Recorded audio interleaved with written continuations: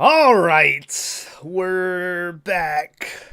Graveyard Shift Movie Podcast, episode number 91. This week, it was supposed to be Cape Fear, but Marrow's dealing with some shit, so we skipped out on that. And Tyler's here, the Overtime Gang's on this episode. And this is Tyler's pick. He was the one that threw this movie out here. Called Digging Up the Marrow from 2014. Not just the Marrow, which I thought it was the whole time and was looking up and couldn't find it. And I was like, what the fuck is this? And then eventually it popped up, Digging Up the Marrow. I went, oh. And then if you look at the poster, it's like, The Marrow. And then right above it, it's Digging Up. It's like real little letters. But Digging Up the Marrow, which I had never heard of before you brought it to my attention. Directed by Adam Green. Yep. And which he's famous for the Hatchet series. They mentioned some other movies in this that I hadn't, for like Frozen. The Frozen? Yeah. Yeah. And I was like, damn, Elsa? He did all that? But no, it was like another. But I'm aware of the Hatchet series. I've only watched two of them. I watched Hatchet 1 and 2. I haven't watched the other ones.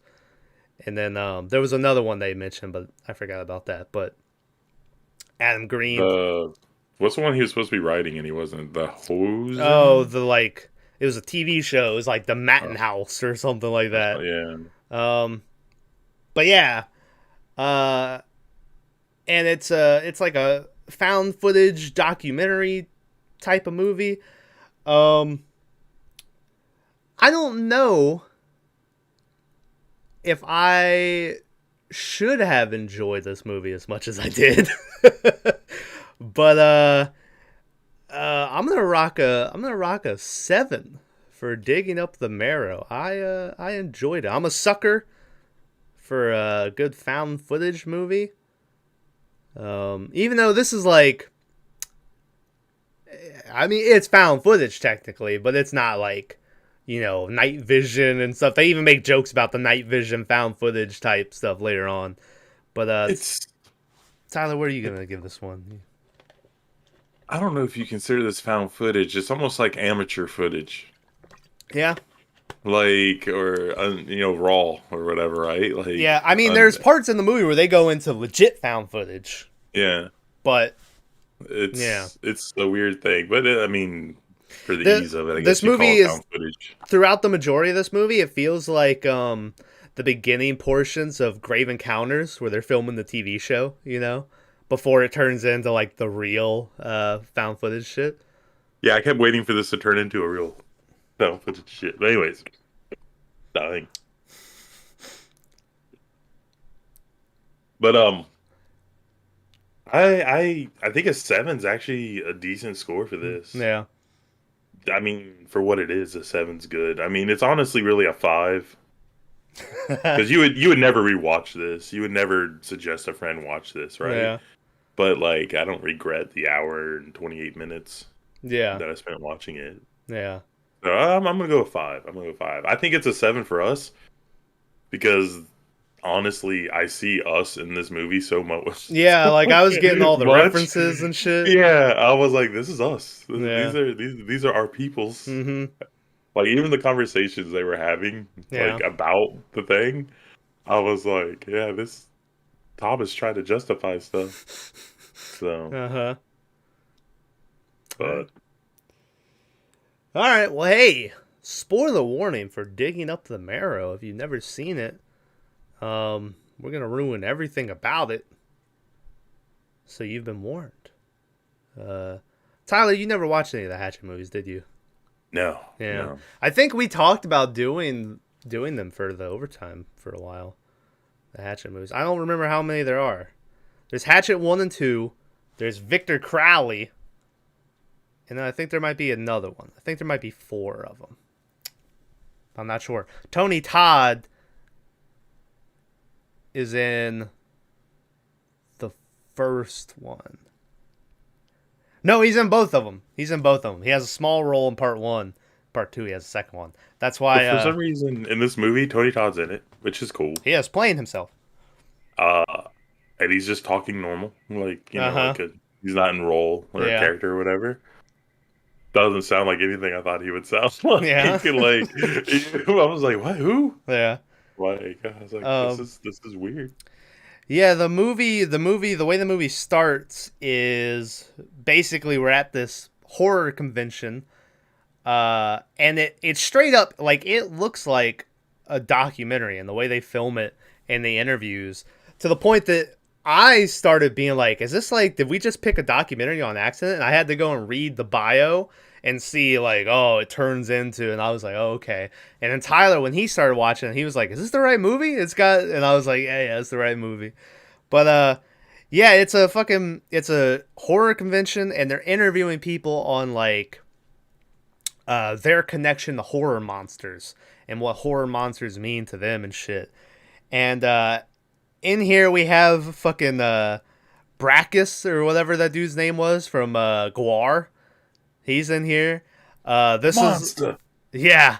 This is the last thing ever recorded with him before he died. So shout out to that. I read they thought about taking it out because his line is like I'll love monsters for all my life, and when I'm dead, I'll love me, or I'll be a dead monster. He had some weird line like that. And they were like, ooh.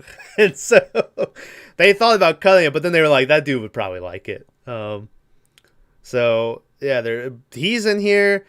Fucking the dude who I'm pretty sure directed the Toxic Avengers here. And Yeah, because you see the Toxic Avenger and everything. yeah, Toxie's standing next to him, and then they ask, like, where would you find monsters at? And the guy's like, Tromaville. And I was like, fuck you. Hey. Which I just find, because I think at this point, Toxie was like 2 weeks ago, we did Toxie, and I was like, oh shit, we just did that movie. And Tony Todd's here, and they're all talking about their fucking love of horror monsters.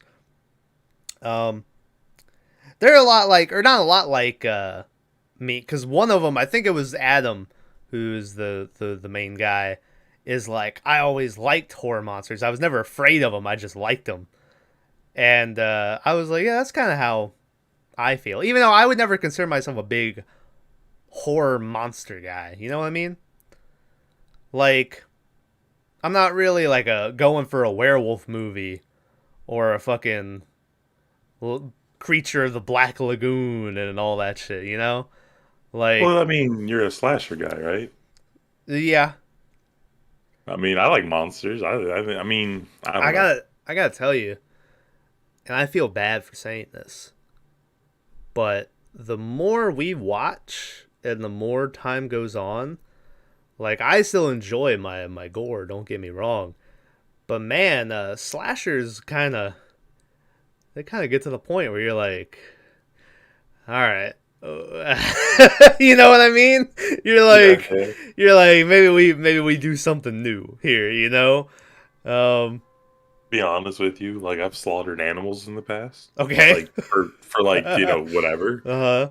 And I think once you're at that point, that like a slasher loses all its, Yeah. you know. I mean, I still cringe when I see eye stuff. It's like, Eye stuff but is bad. yeah, but Yeah. other than that, I'm just like, meh, Yeah. you know. Eye Like, stuff, uh finger stuff. man, this has nothing to do with this movie. Yeah, What you know, but anyway, they're interviewing fucking these people about monsters and shit. Uh I don't think the they talk about any of like the classic like Frankenstein's monster or the werewolf or anything, right? They mostly show like the hills have eyes type. Yeah, which I wouldn't Like, really consider those monsters, you know what I mean? Like when I I think mean, monsters, that's what I think of. I think of like Cloverfield, like big fucking, or like weird creatures. There's a guy in the here. I don't know who Blob. it was, but he was like, insects are the real monsters, and I agree Yeah. completely with him. Who was it? He's like they walk sideways and shit. Who the fuck walks sideways? Yeah. But I was like, he's right. Yeah. Because like you'll see those videos where ants like pick a body clean in like Uh-huh. seconds and shit, and I'm like, yeah, those are scary. Those are monsters. Yeah. Um Also, while one of these guys is talking, there's a bunch of Bubba Hotep stuff behind him. I was like, oh shit. Shout out Bubba Hotep. Great movie. Great movie. Check it out on Overtime. It's overtime. It's an early one. Yeah. It might be like, I think it might be the. No, that's not. I was gonna say I think it might have been the first overtime we did that wasn't Puppet Master, but I think that distinction goes to Grave Encounters 2, because we watched the movie and then immediately we all watched the second sequel, one. Yeah. Um, but anyway, after this we go to Adam Green, who, like I said, directed the Hatchet franchise. They run down like a list of his horror accomplishments or whatever, and he's here playing himself, and he's talking about his love of monsters, and he's the one, like I said, who he's never been afraid of them, but he's always like them. He used to look under his bed and in his closet hoping there will be a monster there, which I was like, you're a fucking freak. I would never want that to happen. There's a lot of that in this movie. There's a point where he asks his wife, he's like, haven't you always wanted monsters to be real? And she's like, no. And I was like, yeah. It's like, never when I watch a monster movie, I'm like, man, I wish these things were real, But that being said, uh when you see a movie or something and it has that based on real life or based on true things, yeah. I don't know. To me, the scariest stuff is the real stuff. Yeah. House on the Left or whatever. Uh-huh. The serial killer movie, Diary of Henry or whatever. Little Henry. Yeah, like that stuff. Okay, but then when you watch other things that are like Leprechaun, for instance, like you're like, it's Leprechaun. But what if you went to watch Leprechaun and at the beginning they were like, listen, this shit happened. And you were just like, oh fuck, this is wild. I don't know, because there's movies like Paranormal Activity that scare the shit out of me. Yeah. And whatever your take on that is, I mean, I have to believe it's not real to sleep at night, but that's not real. So I don't know. Yeah. Like, I understand what he means. Yeah. You don't want things to be real, but at the same time, Ed Wood was a person, right? That's the guy's name? Ed Gein? Ed Gein, okay. Yeah. Not Ed Wood. Yeah. But, so it's like, there's monsters out there. Yeah. But yeah, and so, in the middle of this whole spiel, he then starts talking about how, he has a very devoted fan base and all this shit, and people like to send him stuff, and, it'll be little knickknacks or, like, cards or whatever. And then he goes, someone sent me this journal, and it's a guy, his last name was Decker. I don't remember what his first name. William Decker? Yeah. That sounds right, yeah. This guy named William Decker who sent this journal and claims that he has found where monsters live. And he has a journal full of just like drawings of monsters and all this shit. And Adam is like, so we're going to go out and meet him and we're going to see what he has to say.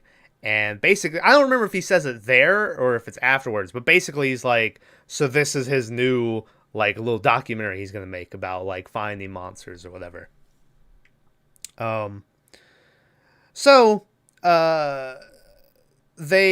They go, and we go to William Decker's house, and they set up cameras and shit. And it's straight up like one of these 30 for 30 interviews you would see, like, kind of setups. And the dude, William Decker, starts talking about how he has discovered a world underneath our own world where monsters live and they're free and all this shit. And all I could think of when I was hearing this was... Last of Us? Not Last of Us, what was it? Jordan Peele's movie, right? Us. That was all I could think of when he was talking about this. And I was like, fuck, Jordan Peele. He ripped off this movie. But, obviously there were... Did you ever watch Us? Yeah. Yeah? I didn't like it. I mean, I'm in the same boat, but I do feel like he ripped off this movie. Oh, yeah? 100%. Like, I liked Get Out, and I went into Us being like, fuck yeah, Jordan Peele. And then I was like, It's like the same premise, but they just changed things a little bit, right? Yeah. Like a hidden world underneath ours. It was very... Yeah. Obviously, Us had, like, That whole thing where there's like all these abandoned tunnels underneath the ground that have never been explored and shit, which I don't know if it's a true fact. I assume it probably is, but Yeah, I they're called never. sewers. That's what you do with Yeah. rainwater. Like, But yeah, I'm interested in seeing what that Nope movie. It looks like it's an alien movie, but I don't know. I am getting weird reviews on it. Hmm. Like I see people talking about it, and I'm just like, Yeah. I don't I know. think Glenn from The Walking Dead is in there. Oh So man, shout out Glenn. hopefully he's underneath the fucking trash Yeah, can. just get underneath the dumpster. He'll be safe. Uh, but yeah, so he's talking about all this, and then he starts talking about, all these kids who are born and they're classified as monsters. Basically, it's these kids with birth defects. And we get some real gnarly pictures of these kids, which I think, if they're not Probably do. real, yeah, if they're not real, they did a real good job of making them look real. Where, yeah, it's just all these, like, old fucking photos. You see all these deformities and these fucked up looking kids. Once again, we mentioned Hills Have Eyes earlier. It reminded me of the beginning of Hills Have Eyes, where you see all the like little mutant babies and shit in jars and everything. But the guy says, all these kids are born with these birth defects and all this shit, and then a couple years later they all disappear and no one knows where they are. And he says that they didn't just die. He's like, they're taken under. He's very specific about it. He says they're taken 100 yards underground, and they're set free down there, and they can live. And it's a whole. They have friendships. They have girlfriends. They get divorced. They get married. Have kids. All this. They live a whole nother life underneath our world. So. Then the guy says how he first discovered this is that when he was a kid, he used to play in this old like lumber yard, and he got to a point where like it was time for him to head home, and he knew it was like getting dark, and he was like, "Fuck, I gotta hurry up, or my mom's gonna like beat me." And when he went to leave, he said he saw a guy standing behind this wood pile. And when the guy turned to him, I don't remember that he had like pinchers for a jaw. No, he had a snake face. Snake face, yeah, and the With a forked forked tongue. tongue and eyes that close sideways, a la Men in Black. Yeah. And Which first of honestly, all, let that's me just take a people second. nowadays. You could just see those people. Yeah, right. They do that like That's 'cause all. they want to. Yeah, those body morphications. No, Freaks. No, I'm kidding. it's like I've They seen pick- that guy in the Guinness World Record books. I know. They pick the worst main actor to play this old dude because the guy's in You everything. didn't like him? Well, He's that's like why a they picked B-grade him. actor. Yeah, he's in everything. And I figure if they'd picked a non-recognizable person, like a regular actor, you would believe it more. But this guy sells car insurance at midnight and stuff. Like this is what I read is they specifically picked him because of how known he is, because they didn't want to trick people into thinking this was like a real documentary. They wanted to, when you see him, you're like, oh fuck, and it's not, he's not playing himself, he's a character, and you're like, oh fuck, well this is fake. And that was the whole reason they picked that guy, supposedly. I mean, it's good reason. I get it. Yeah. I just kind of ruined the immersion a little for me, you know? I mean, yeah, it was no That's like... the point where I knew it wasn't real, so that it worked. It's right? Yeah. Like, you think about that, and then you think about, like, Blair Witch, like, had people convinced that shit was for real. Like, people were going out and hunting for fucking the people and shit. And they were like, we're gonna use an actor. It was like, ugh, gross. You should just make people think. Or if you're Maverick watching one of these movies, you're convinced it's real until we tell you it's not. I'll never forget The Fourth Kind, where we come in, we're like, yeah, this is fake. And Maverick went, what? It's like, I thought it was all real. We're like, no. But yeah, so he sees this fucking guy. And the guy eventually, like, jumps behind the wood pile again and disappears. And so then he says that from that moment on, he would start staying out later. And eventually he could see, more of these people. And, all kinds of them. And he has different species names for them and all this shit. And then he finally went and found or recorded some footage. And the guy's like, "Oh, here we go. You're going to show us some footage of some real cool shit." And the guy's like, "Oh no, I don't have any of them on footage. I just recorded the entrance." Yeah. And you see it, and it's just like a hole in the ground. It's just like a dirt dug up pile. The hole in the ground next to a cemetery. So you're like, that's just an empty grave. You know, Yeah, like, it yeah. doesn't make sense. Yeah, and so that basically sums up that whole interview. And then they're like, "All right, well, thanks for talking." He does some nutty shit to where you're like, okay, this guy's a nut. Yeah. Like That's he gets lost in thought at one point. He goes, "Where am I?" Yeah, And he's you're like, "Where am I?" I was like, "What?" Um yeah, there's a lot of that through this movie, which I mean we see it a lot where it's like doing the whole is this guy crazy or is he telling the truth kind of thing. Even though I gotta be honest, anytime we watch one of these movies, I don't think we've ever watched a movie where it ends up being, yeah, they were crazy. I think it always ends up being they were telling the truth. Like I can't think of one off the top of my head where they were fucking nuts. But maybe that's what our movie is, Tyler. We make it so the person is crazy. Like, What's that one movie we watched with William Dafoe's dick in it? Willem Dafoe, fucking Yeah. Antichrist. Yeah. Wasn't that one where we're like, is he crazy? Are they not? Um, I don't remember how it ended. I forgot. Like that's how we impactful. it was one of the it was either Willem Dafoe or the girl. We couldn't remember. Like, we were like, is one of them or is she crazy or? Yeah, I don't remember. There was something about that. That movie was something. I don't remember. And for some reason, that's like the fifth most. I turned into a list person for a minute there. I kind of fucking. This was Louis. Yeah. That's the fifth most watched podcast we've done for some reason. I don't know why so many people watch that one, but it's cool. So then they're wrapping up the interview, and as Adam is walking with the guy, they come past this door that has a chain wrapped around the. I wouldn't keep the door closed. By the way, that bugged me so Yeah, much. yeah, It's like you just slide that off, and they're like, no, don't touch it. yeah. And this is what Adam is like, "Oh, what's in there?" And he's like, Decker's like, "Oh, it's a storage closet." And he's like, "Can we see in there?" And Decker's like, "No." And then Adam's like, "Well, just let me see." And I was like, "He just told you." It's Decker's like, "Get the fuck!" He like slaps his hand. Oh yeah, what do you got in there? Oh, it's a storage room. It's a storage room. Can we see what's inside? I'd rather you didn't. No, It's a big, it's a big mess. okay, all right. Yeah, and he's like, "Get the fuck away from the door."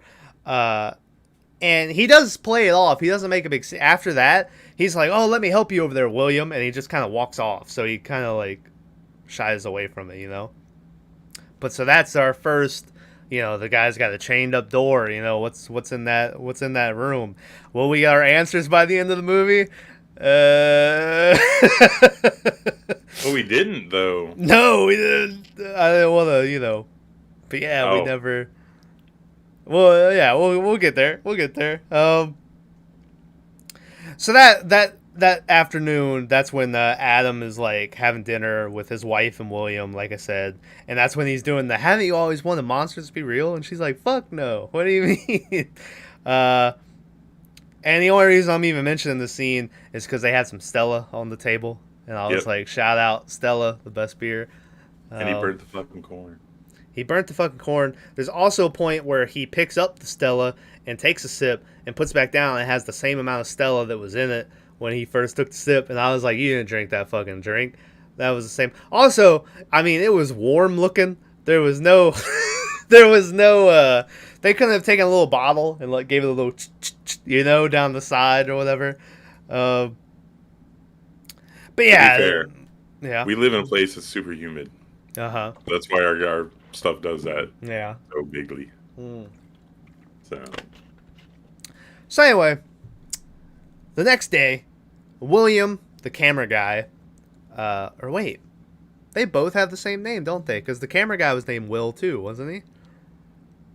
Evan, I don't know. I don't know. I don't remember. All right, I'm just gonna call him the camera guy. The camera guy, Decker and Adam all go out to the cemetery where the entrance to the Marrow is supposedly located. As they get there, Adam is like, "Anyone ever give you any trouble coming out here?" And Decker's like, "No." And then the next thing we cut to is a Public cop. land. Public land. Public land. Yeah, He said yeah. it like 4 times. I was like, what? Yeah. And then the next thing we cut to is a cop being like, "You guys gotta get the fuck out of here." Like, immediately. And yeah, and he's like, you guys gotta get out of here. And they're like, it's public, park or, land or all this shit.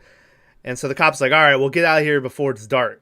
And they're like, well, why do we have to get out of here? And he's like, get out of here before it's dark. He just, there's always got to be that one character in these found footage type of movies who supposedly, because to me, I was like, all right, well, this cop knows what's up, but then you never see that cop again. He never comes back. But to me, I was like, there's always that character in the movie who knows. Willow Creek, there's that guy who turned the fuck around and have a slice of go fuck yourself pie or whatever, Blair Witch, there's the guy at the creek who's like, yeah, all this shit is real. Y'all are gonna die. And the other dude's like, shut the fuck up, Cletus. And, yeah, what other found footage movies have we watched? Grave Encounters. There was that one fucking person who was like, y'all, it's real. There was a ghost. And Blair Witch, wasn't there there's like a crazy lady, I thought. Crazy lady, yeah, who says like, I can't remember if she had a kid taken from the Blair Witch or if she was taken by the Blair Witch. Or her sister or something. I don't Yeah, remember, something. yeah. But yeah, so immediately I'm like, all right, this cop knows what's up. But he could have also just been a cop. Who the fuck knows? Probably. Well, I mean, we've done some of these things and we've never been caught or yelled at or whatever. There is a part that I felt in my bones in this movie. After having experienced something like this, I know what they were feeling. But yeah, also that scene fucking sucked. The guy playing the cop, like I'm sure it was just a buddy of theirs. It was probably the cameraman. Yeah, they never showed his face. So. Yeah, they have the camera pointed down. It's like one of them things where you're not allowed to be filming, so it's just pointed down. And the guy's like, "You have to get out of here before dark." Like he just, yeah. So anyway, they the guy's like, "All right, we're leaving," So they go to the cemetery, and they get there, and we're at the entrance to the Marrow, but Decker will not let them get too close to it. So they stay a good, 20 feet or something back behind this, stump-looking thing where he's like, we're going to set up here and we're going to wait. And then that's what they do. And they wait until it's fucking dark. It's dark outside. And now these guys are all talking to each other. They ask Decker if he's married, and he goes, there used to be a Mrs. Decker, but not anymore. And he doesn't elaborate on that. He doesn't mention anything again. This is when I first wrote down in my notes, makes me wonder about what's behind that door, Yeah. He then says, he's like, some nights you'll come out there and there'll be one, some nights you come out and there'll be a couple of them out here, and then sometimes there's nothing at all. And he goes, you never know what you're going to get. And I was like, life's like a box of chocolates. So I could think of. Life's like a box of deformed, mentally challenged children. Yeah. That's all I could think about when he was saying that. So then the cameraman is panning around with the camera, and he's like, dude, if anything's out here, I'm not going to be able to see shit without a light. And Decker's like, don't turn the fucking light on, because there's a light on the camera. And he's like, don't turn it on. And so Adam is like, all right, well, you can turn on night vision. And the guy's like, yeah, but, I hate all this shit. It's just this fucking green, shitty tint, and he's just shit talking. And that's what I mean by, and then they eventually turn it on. Or no, that's later. Later they turn it on and they pan around and it's like this night vision, which some movies I think nail the night vision. This movie, it looked like they literally just put a green filter on like footage they shot, and they have like they both look at it and they're like, nah, turn that off, you know. And so that's what I mean by like them shit talking the night vision found footage, which you know, I gotta be honest, I don't think it's a found footage movie unless you're adding some night vision. Like, that's my shit. When the night vision kicks in, it's like, oh, fuck. I appreciate, and Blair Witch obviously was filmed on, like, real cameras and, like, their budget was so cheap and shit. But I appreciate that Blair Witch has the black and white night vision, if I remember right. They don't have green night vision. And, that's a whole nother world of creepy, the black and white night vision. I think Willow Creek might have used that too. Can't remember, but I think they might use the black and white instead of the green. So, shout out.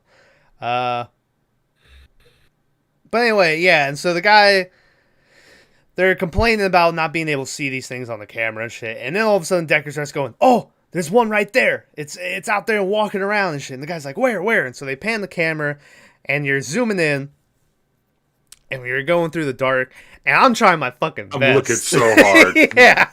I'm like, where is this fucking thing, you know?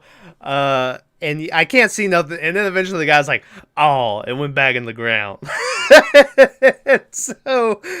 and so there's it made me laugh because Adam goes, you hear him? Went back in the ground. You know, like just at this point they're still trying to figure out if this guy's full of shit or not. So they leave, they give the footage to like the guy editing the shit, and they turn up the brightness all the way, but they can't see nothing. And so they're like, sorry about that, dude. Yeah. Next day they're interviewing the guy again, and he's telling them about this character or this species. He calls them species, but it's one individual person. Like, it's just different people, so I don't know why he keeps calling them species. Yeah, I think because he doesn't know. Maybe. I don't know. I don't know. And he's showing him this guy who, on his drawing, it looks like he's just wearing a pumpkin sack over his head. Trick or treat style. Yeah, it looks like trick or treat. And he says that this is Vance. And then the guy's like, why Vance? And he's like, because that's what the fuck I wanted to call him. He's like, amazing drawings, though. Like, all the drawings this guy has, I don't know who did them. I know who did them. In real life. Yeah. In real life, so Adam Green had gotten a letter, I think, sent to him at his real house that said that the character Victor Crowley from Hatchet, this fan that sent the letter, said that he had found out that Victor Crowley is real and he knows where to find him and all this shit. And Adam Green in real life was like, this guy's fucking crazy, you know? Yeah, I made this up. Yeah. And so there was that. And then this idea started to form about this, someone sitting in this thing, and there's, saying how he can find monsters and shit. And then Adam Green ran into this artist at a convention. I can't remember the guy's name. Sorry about that, artist, if you're watching this. Oh, man. Maybe I'll add it in post here. Thomas, editing this? Add it in right here. We find out a little later, but I'll throw it in here too. Alex Pardee is the name of the artist. So, shout out to you, Mr. Pardee. Pardee. I'm trying to think of a joke. I can't think of it. Anyway. Alex Pardee. There you go. Shout out that guy. That never works. That never works, guys. And he met him, and the guy had all these drawings and said how he was storybooking this, like, story about these monsters that are underground and all this shit. And Adam Green said, hey, why don't we team up? I got this story about the guy sending the monsters. You got the monsters underground. Let's team up. So that guy did all the work and all the prosthetics and stuff on the monsters. So there you go. But yes, the drawings looked very good.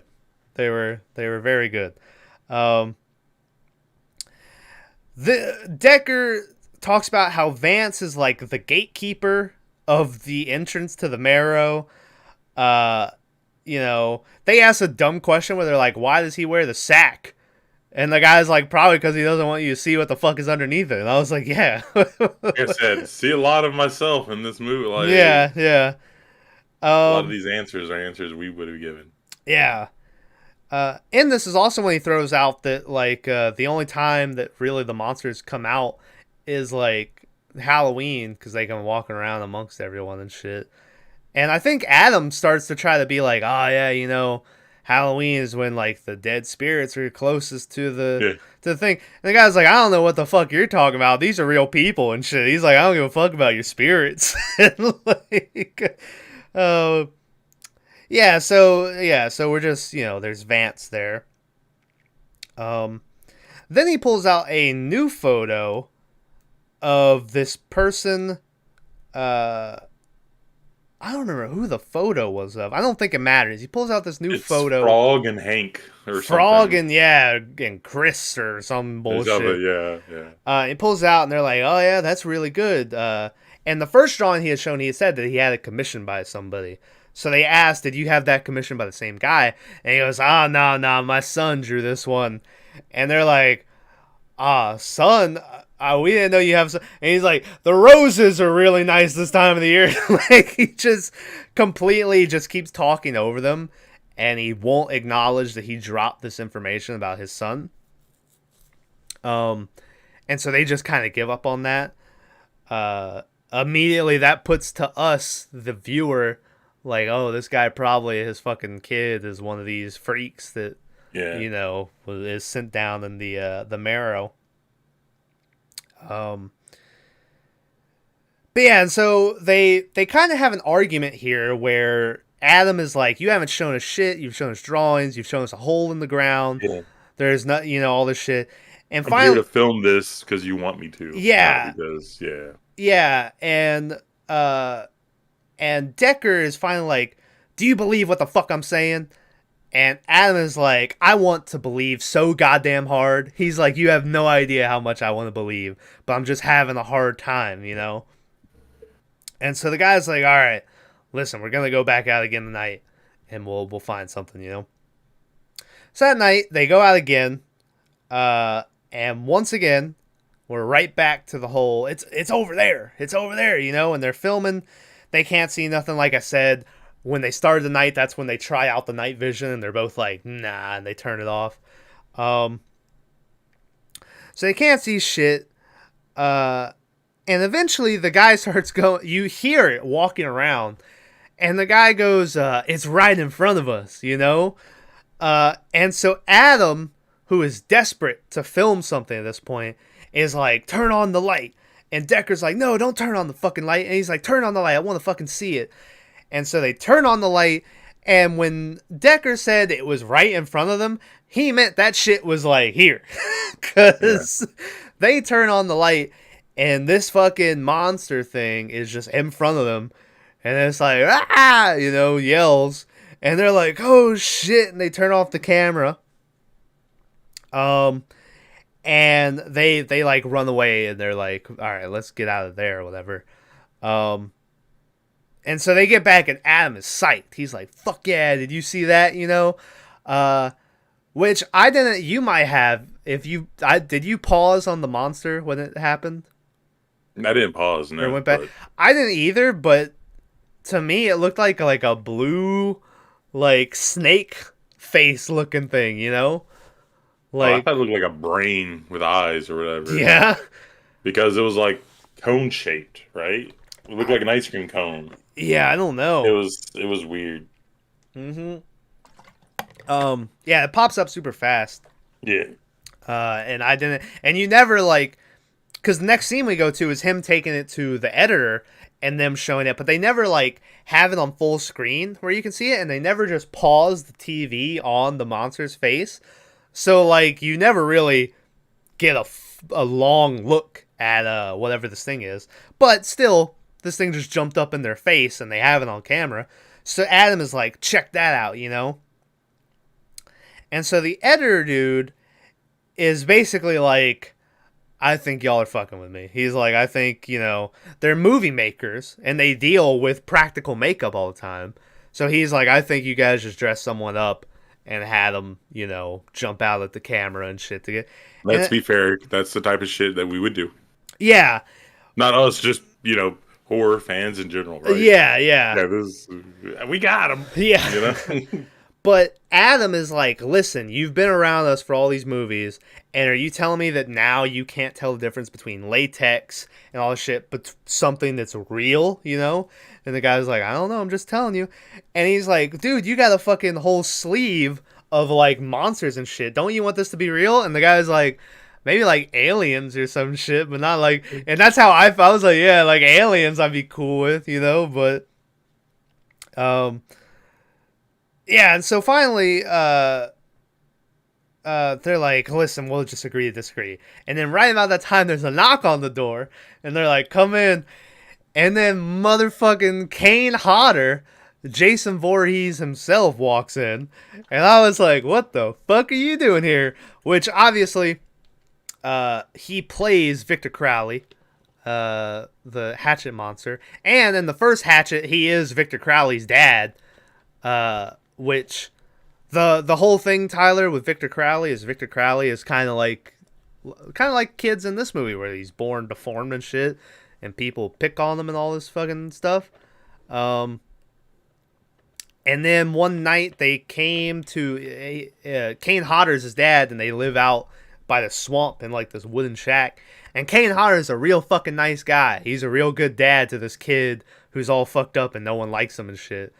And then they come, and when Kane Hodder's out like fishing, they throw fireworks in the house, and the house sets on fire. And Kane Hodder goes to like break down the door, and Victor Crowley has a hatchet, and he goes to get out, and he accidentally like kills his dad and hits him in the head with the hatchet. And then obviously Victor Crowley then becomes the killer later on. And then he's played by his dad when he grows up. It's kind of a weird thing. Sense, though. Yeah, but also, if I got any of that information wrong and anyone's going to comment in the comments, I haven't watched that movie in fucking years. So but that's pretty much it, if I remember right. That's what the story behind Victor Crowley is. But Kane Hodder's here. That was like a 20-minute sidelong thing. Why Kane Hodder's here. Well, yeah, he wasn't here for no reason. They have a history. I had to explain it. Kane Hodder's here. Jason. Listen, fucking, and he walks in, and Adam is immediately like, fuck yeah, sit down. He's like, let me show you this. So Kane's like sitting there, and it pops up the scare thing, and he goes, oh yeah, that's pretty cool. And he's like, cool, what do you mean? He's like, yeah, what is this for? What are you doing? And he's like, no, it's real footage. And Kane Hodder's like, found footage? Like, that's never been done before. And I was like, Kane, you sly fucker, you. I mean, all part of the script, but okay. No. It might have been improv, right? You never know. Nah, I read most of the shit in this movie was script. It wasn't. Oh. Yeah, it wasn't a lot of improv. Man, I'm getting, man. How are you taking this from Kane, man? Sorry, man. He doesn't have anything no more. Yeah. His fucking neck's all burnt up too. If you look at his neck, his poor fucking neck. Which I'm pretty sure that he got that from like the first movie he did as Jason. They set his ass on fire for like 20 fucking seconds or something, and burned the shit out of him. But anyway, yeah, and Kane Hodder just keeps saying, he's like, man, you really need to light this better. This looks like shit and stuff, And he's like, no, this is real. And the guy's like, whatever. And basically, they can never, Adam can't convey to Kane Hodder that I say he can't convey. He did a pretty piss poor job of trying to explain that, he could have been like, no, this is documentary I'm filming. This guy's real. This is, but he's just like, it's footage, He does a real bad job. But yeah, so Adam immediately goes from being super psyched about this footage to now no one believes him, and the footage is kind of shitty because it's dark and everything. So they go back to Decker and they go, listen, if we're going to film these things without being intrusive, because Decker's whole thing is he doesn't want to scare them off, because if you scare them off, they're going to fill up the hole and they're going to move away, and it's this whole big thing. He goes, they go, we're going to set up a light post, like it's just in a park, like a light post. And on the trees, we're going to set up these little cameras.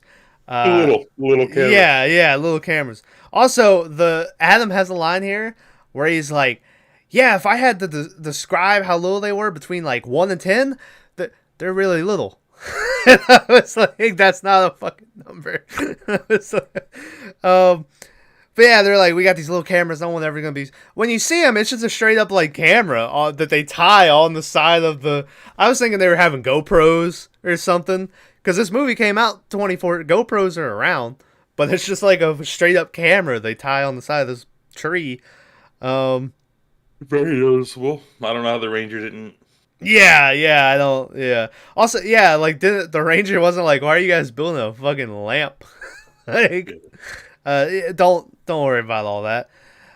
So Decker's like, all right, that should work. As they're setting all that up, Adam is like talking to Decker, and he's like, I can't believe you never thought about all this shit.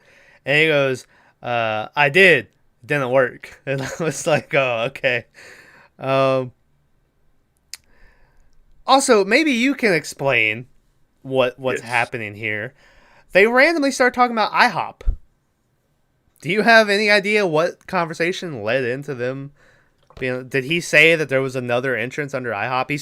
He eventually, because I was wondering this through the movie, he says that there's entrances to the Marrow all over the United States, which I was wondering. I was like, there's not just this one little piece of shit hole in the cemetery in LA or wherever they are. So did he say like there was another bigger one like next to an IHOP or something? Is that how that came up?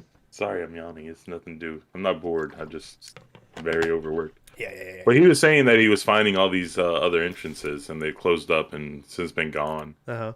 And he was like, yeah, there's one here, one there, and there's that one at IHOP because they love pancakes. Yeah, everybody loves pancakes. What I think that was, and this might be foreshadowing or ruining something later, and if it is, you can bleep it out, but I think it was him trying to humanize these people. So later on, he's not like, they have like, what is it called? Joy of life or whatever it is. Yeah.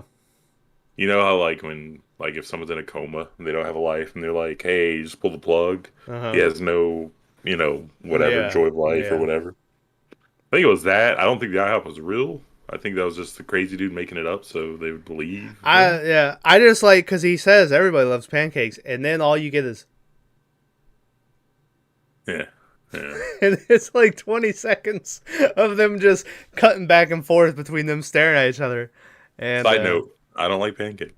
What? I'm a waffle guy. All right. Just me, I'll fuck up some French toast though. Yeah. That's pancakes, what my pops is a French toast guy. He'll go for that before well, that's not true. Usually he'll go waffle, but he enjoys a French toast. That's his thing. It's like your dad's wait. Brother. Yeah. So, then as they're having this conversation, he brings up yet another monster who is named Brella, short for umbrella. Because this bitch, it looks like hides her whole head inside of an umbrella. But her body is the body of a normal person, or so he says. But the drawing, it didn't really look like it. Like, it looked like there was... And he's like, and might I add, a mighty attractive person. And I was like, all right, you fucking weirdo. All right, going on a limb here. Okay. Think that's his wife. Yeah. Yes. Maybe. But I'll explain that later. But just throwing that out there. Yeah. The only thing I can think... Well, because he tells a story about how he saw Brella, he followed her, and she picked up a drunk college student. And Adam keeps trying to interject, and he's like, "Will you shut the fuck up and just let me talk?" Like and he's like, he picked her up, or she picked him up for sexual escapades, There's a whole other bit in here about they keep going back and forth on like what picking up means, but it's all kind of bullshit, so I just skipped over that. So Yeah, it's really weird. yeah, that was a weird part of the movie. I was like, what the fuck are we doing here? So yeah, it says she picked him up for sexual escapades. And then after that night, he tried to follow him again and couldn't find them. And then like a week or two after that, a body washed up. It was a lake or the beach or whatever the fuck he said it was. And they were like, "Was it the college kid?" And he's like, "No one knows." And you get pictures of the fucking face is caved in, the fingers are like gone and all this shit, and this whole body's fucked up. So that was obviously fake, right? Yeah. So that makes me think the pictures at the beginning might have been fake. Yeah. But like, I want to think they were real, right? Like, well, also I think you can get away with showing real pictures of mutated babies, but I don't think you can just show fucking dead bodies on film nowadays. Didn't The Hills Have Eyes do that? Where they showed a bunch of pictures of... That's how it starts. So, it's like, yeah.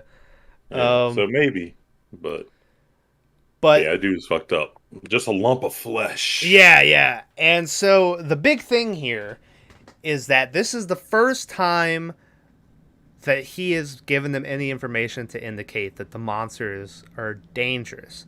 Because Adam's whole thing is they're just people. They're just people, misunderstood. They're not dangerous. And at one point they even have a line where like the guy's like, well, Victor Crowley kills people. And the guy's like, well, Victor Crowley's not real, And everyone keeps saying, why do you want to, keeps talking to Adam. And they're like, why would you want to find these people? What if they're dangerous? And he's like, no, they're not. And this is the first time that, supposedly this monster killed someone. And the guy he's like, so you're telling me that these monsters are dangerous? And Decker goes, well, some of them are. And so this is like the first bit of like, oh shit, maybe we shouldn't be fucking around with these monsters. The only thing, and I think you must have a different reasoning, or maybe, about that being his wife. The only thing I can think of is that the college kid was actually him. And he got picked up by her and maybe that's, that whole thing. But that's the only thing. Because whatever you tell me, I don't remember another point that would have indicated to that being the case. I don't know if I go into this it's not gonna spoil nothing. We're already spoiling. Yeah, so it doesn't fucking matter. I think that his wife is in the cage at his house, and that his son is in the hole. Because you remember, not far later in the movie, he's seen feeding something in the hole. Yeah. And it's like, well, the thing's at his fucking house in the cage. Uh-huh. So it's like, he has two things he's taking care of. I don't know if they mean it that way, or if it's just shot weird. But like, when they go to his house afterwards, the door's still chained up. So the thing's still there, and he's already been feeding whatever's in the hole at that point. Mm-hmm. So he's taking care of two monsters, two kids maybe, but I don't know. And they never talk about the wife at all, right? They never mention the wife besides that one point. Yeah. So I'm like, the only other female in this, and he's like smiling. He's like, that's Umbrella, Umbrella, and he's like real fond of her. And I'm like, that's the only thing I can think of. And then they had these like horrible kid, and Uh-huh. But anyways, that was my only recollection. I don't think he's the kid. But again, you never find out who he is. Yeah, we'll get into that coming up, because by the end of the movie, he still, says, I'm William Decker. Like, he never, so he might have been telling the truth, but we're about to get into like the deep shit where this guy looks pretty sketchy. So then the next day, they get a call from the editor, and he says that he found something on the camera from the night, and the video he found is this thing coming up out of the hole, and they're like, oh fuck, look at that, And the one guy, the editor, who, when they just had this video of this thing in their face, like, he's like, I don't think so, right? And then we get shown this video that looks like the most piece of shit. They just threw on a leaf costume on somebody and had him come up out of the hole. Was it a leaf costume? It looked like dude just had leaves on his skin or whatever. Not even on his skin. It looked like he was wearing like a white jumpsuit. Yeah. And they like stapled some leaves to it. And the editor is like, well, by God, this must be real. And I was like, that's what fucking sells you? This piece of shit video? The weird alien thing before? Yeah, it was the worst looking. I don't know. Yeah, I don't know. And they're like, and then they have this whole thing where the guy's like, so what, you're going to tell me, because they're recording nonstop. So they're like, you're going to tell me that this guy had paid for someone to already be down there, wait for the 4 hours that we had already set up the camera to then come out at this time. And the guy's like, you got me. I can't think. And I was like, hey, dumb shits. Maybe there's just a tunnel that they fucking, and then they can come up that's out of the camera view. And maybe that's how they do all this shit. But yeah, I don't know. For some reason, this piece of shit video convinces everybody in the room that, all right, this monster stuff is real. So then, was it then that they took it back to Decker, or is this later, where he takes it to Decker and they show it, and he's like, oh, that's a new species. Yeah. Yeah. Well, yeah. Yeah, I think, he shows it to Decker, and he's like, that's a new species. And he's like, you go ahead and name it. And the guy's like, nah, I don't want to name it. And so Decker's like, okay, I'm going to call this one Little Bigfoot, because it kind of looks like a Bigfoot. And Adam is like, well, maybe if like Bigfoot was real or something, someone saw him or whatever. He shits off Bigfoot for some reason in the middle of this. And then he's like, you should call him something like, how mama. I don't remember what he said. You should name him. I think he calls him Derringer. Yeah, something like that. Yeah. And the dude's like, do you want to name him? And he's like, no. And he's like, all right, well, this is Little Bigfoot. I did see that the guy who plays the editor was the guy in the costume for Little Bigfoot, though. So, shout out to that. So after that, Adam takes off to go to a horror convention. And when he's here, he meets up with Spider-Man, who's here.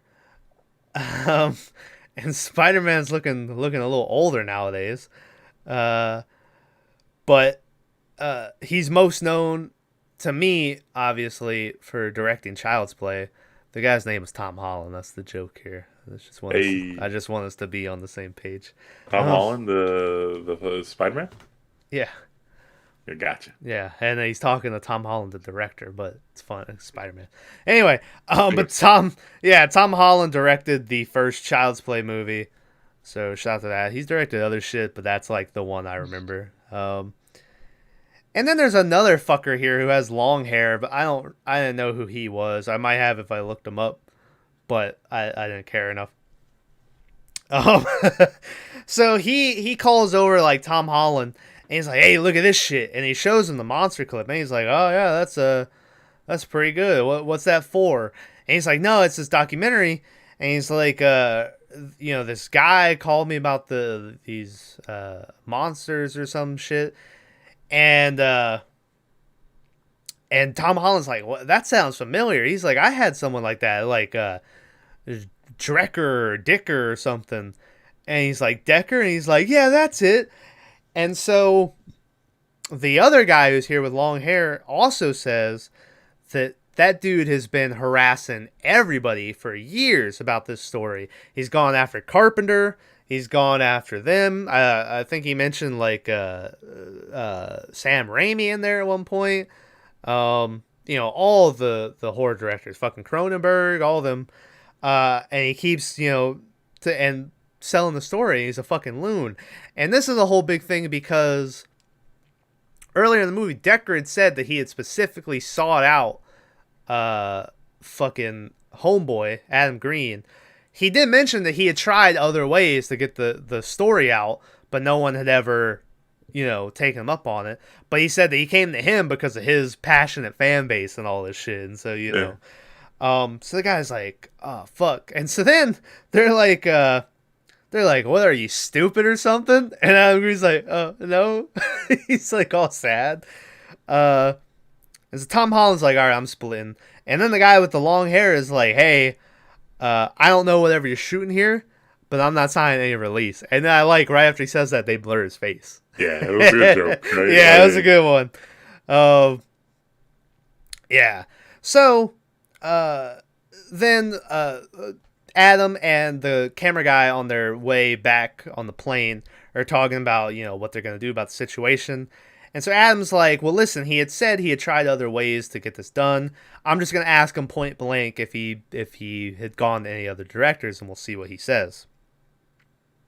So when they get back, they take Decker out to a coffee shop. And at first the guy's sort of playing coy. He's like, oh, so who'd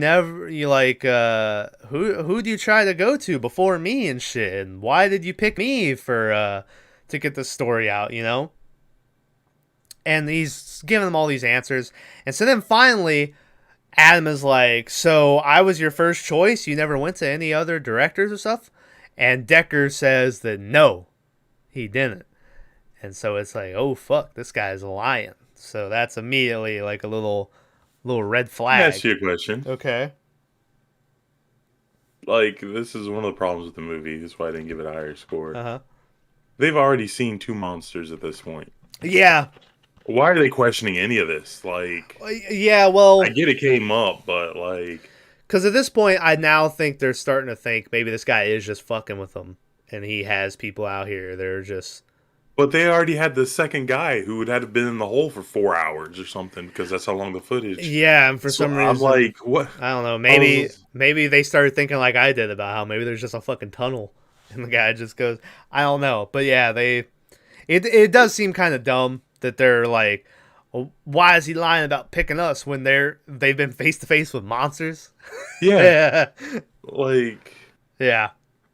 I mean, it didn't make sense. I get it, like, because those other directors like made him question it. But like, it's like you've seen the things, right? Like, yeah. It's like if you get abducted by aliens, you're like, I'm not sure space travel's real, and it's like you're on the UFO. Yeah. You're in the fucking. Anyways. Yeah. So after that, they go to the editor dude, and they still have these cameras rolling. And so the guy's like, I got something you're gonna want to see. And so he shows them this one night at like 1:00 in the morning, and Decker is walking over to the entrance to the Marrow. First off, Decker has been adamant about never getting that close to the Marrow. So they're immediately like, why is he getting that close? Then second, he starts turning off the cameras, and they're like, look at this, he's turning off the fucking cameras and shit. But he leaves one of them on, and they're like, I'm not sure, the editor's like, I'm not sure if he wanted us to see this, or if he just didn't know how to work the cameras, or, all this other shit. So they watch him, and he bends down, and he gets something out of his bag, and they zoom in on it, and it's a spoon. And he'll put the spoon down into the hole, and then he'll go back in the bag with the spoon and bring it out again.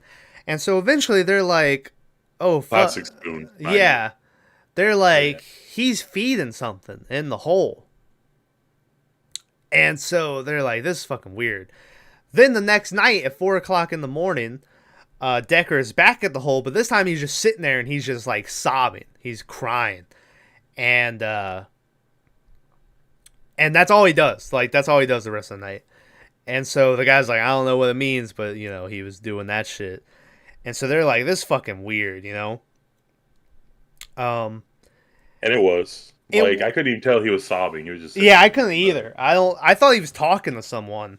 And then they're like, he's crying. And I went, oh, I guess he's crying. So then they're sitting there talking, and Adam starts going, maybe this guy's kid died, and, he's kind of lost it, and he thinks that, and he went crazy, or maybe he thinks that his kid is down there with the things and all this shit, or maybe it's just a hoax. He's like, who knows? He doesn't know what's going on. as they're saying this, I noticed that the guy is wearing a Boston Strong shirt where the Boston has the American flag on it. And at first, I remember seeing that and being like, oh, fuck, I wonder if that Boston Marathon bombing happened while they were filming this, you know? Because I'm pretty sure that's when they made those shirts. Yeah. I didn't look up when the Boston Marathon bombing happened after watching this movie. So that still might have been around the time frame. I think it was. 2014 sounds about right for that whole thing. But I was like, oh, fuck, I wonder if, like, that happened during this whole shit. And then all of a sudden, they're like, I don't know what we can do to figure out more about the guy. And the editor's like, Boston! And I said, oh, no, he's just wearing the fucking shirt for this bullshit story reason, so they know to go to Boston. Because, I haven't mentioned it up to this point, but when the guy first introduced himself, he said that he used to be a detective. For the Boston PD or whatever. And I don't remember how long he said, but he worked that job. So they go, all right, we can go to Boston and go to the police department and talk and ask if anyone knows them and shit. So before they leave, they had called someone and they said that they couldn't give them information over the phone, but they could come in and talk to them and shit. So they fly to Boston. Hold on. Okay. Pause. Okay. So they do this, then the guy's watching footage. If you watch the screen behind them, a monster gets up and walks across. I didn't recognize this when it happened. And then when I was reading shit, they were like, there's a tombstone monster that stands up. Yeah, and it looks like the cheesiest shit I've ever seen in my life. It's like a guy wearing a tombstone mask, and he just stands up, and he slowly walks off to the right. And I was like, oh, that's crazy. I was like, I'm sure Tom saw this. No. I was too busy with that Boston listening shirt. to the Boston. That's why I was like, wait a minute. He hasn't mentioned it yet. I was like, no. Did he not see this? And it made me think at that point, how much other shit did I miss? They say there's a bunch of shit throughout this movie. Really? And the intention is for every time you watch it back is to see something new. Kind of like one of those shits. Oh, that's the only thing I really saw that was... Yeah. I'm sure there's a bunch of shit in those when they're just filming out into the dark. I'm sure there's a bunch of shit in there, probably. By the way, the Boston Marathon bombing happened April 15th, 2013. So it happened the year before this movie came out. So got our answer for that. Yeah, this whole Boston thing is a fucking waste of a movie then. Yeah, it doesn't take too long, so I'm not that mad at it. But it is kind of like, what the fuck. So they go to Boston. They go in here and they talk to this cop, and he's super Boston. He's like, I can't do a Boston accent, but you guys know what I mean. He's like super wicked smart. Wicked, yeah. I feel like they knew a Boston guy, and they just put this in there for this. Yeah. And basically, he's like, this is the guy, and they're like, yeah. And he's like, I've been working here 20 years. There ain't no William Decker, And they're like, are you sure? And he's like, I would know if I knew this guy. He's never worked here a day in his life. And so now they're like, all right, this guy's lied about coming to us first. He's lied about working for the Boston PD, all this shit. So now they're like, we don't know what the fuck's going on. So Adam decides, listen, when we get back, we're just going to go to the cemetery by ourselves. Fuck him. We're just going to go to the entrance to the Marrow. So that's exactly, like I said, this whole Boston scene takes maybe 5-10 minutes, and then they leave. It's kind of a waste of time. It just goes to show, like, he was lying. But at the same time, they could have easily just did it where it's over the phone. And they're like no one's ever worked here before, Or it could like a Google thing where they search the database. Yeah. Oh, no record. Yeah, so it didn't take that long. Still a waste of time. But yeah, so they go to the entrance of the Marrow. It's dark out. The guy sticks his whole fucking head into the Marrow. Like, he's laying on his stomach and he's looking down. And he's like, hello, monsters, just kind of being a shit about it. And then I do like, he does the classic horror movie thing where he's like, something's got me, And the cameraman doesn't even flinch. He's just like, keeps filming, and the guy's like, nothing? And he's like, yeah, fuck you, asshole. And I did like that they added the whole like, come on, I know what you're doing. So they don't see nothing in there. So they're like, all right, let's get the fuck out of here, you know, whatever. Well, it's crawling on the back of my neck. There's a bug. It's 2 bugs. Get out of here. 2 bugs. Yeah. I think it was like a bug. It's probably Are going you to die. I squished him on accident, kind of. Are you gonna keep this in the podcast, or are you editing this No, out? I'll keep it. It was like a ladybug looking thing. And then it looked like it had a baby on its back. But I think that might have just been a piece of its body that I squished off. Oh, good lord. I'm sorry. I got scared. But anyway, so they're like, all right, let's leave. As they turn to go, Adam once again is like, oh shit, something's got my foot. And the guy's like, come on, dude. And he's like, no, really, help me out here. And so you see his foot kind of sinking down into the ground. And so the guy helps him and he pulls him away. And the dude's boot has come completely off his foot. And he's like, fuck, you know, I need my boot. And at first he's like, I'm just going to walk. And the guy's like, come on, man, just get your boot. And so he's like, no, you get my fucking boot if you think I'm playing around. So the guy's like, fine. And he goes over, and the cameraman starts to stick his hand down there, and then he's like, nah, you get your own boot. So Adam's like, all right, I'm going to get my own boot. But if anything happens to me, I'm not playing around, you know? And so the guy's like, yeah. So he reaches down in there. We get about a minute scene of him being like, I can't reach it, and digging down there real deep and shit. Also, there was a line where the guy was like, don't fucking play me again, you know? And the guy's like, I would never do the same trick twice. And the cameraman's like, you ever see Hatchet 2? And I was like, I get that reference because I watched the movie. But he's reaching down in there. Finally, he's like, aha, I got my boot. And he stands up, and the cameraman pans, and standing right next to him is Decker, who, when they pan over, I swear he has this wild look on his fucking face. And he's like, what the fuck are you guys doing out here? And Tyler, I didn't jump, okay? But my body registered that was scary as shit. Like, I didn't jump, but as it happened, I went, oh, damn. Like, got it. What the hell are you two doing? Shit! What have you done?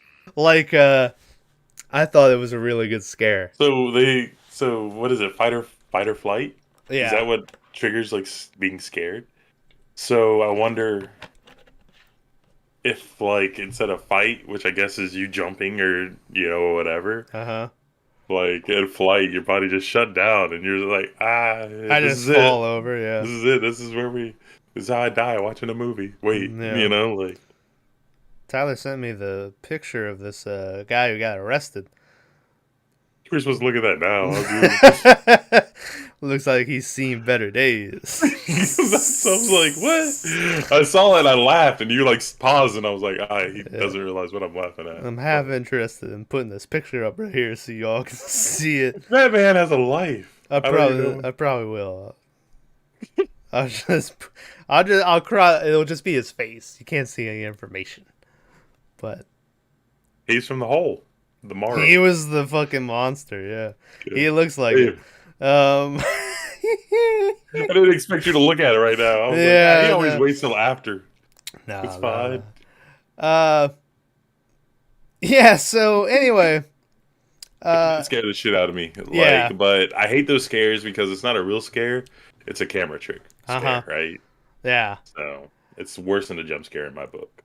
Yeah. So anyway, they're like, they're arguing in the middle of the cemetery. The guy's like, you're lying about who the fuck you are. No one knows you. You went to all these other directors and all this bullshit.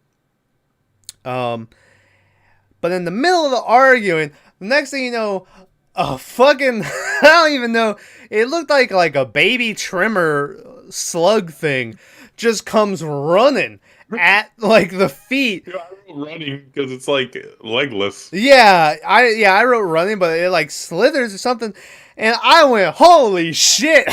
Like it was so fucking scary to me.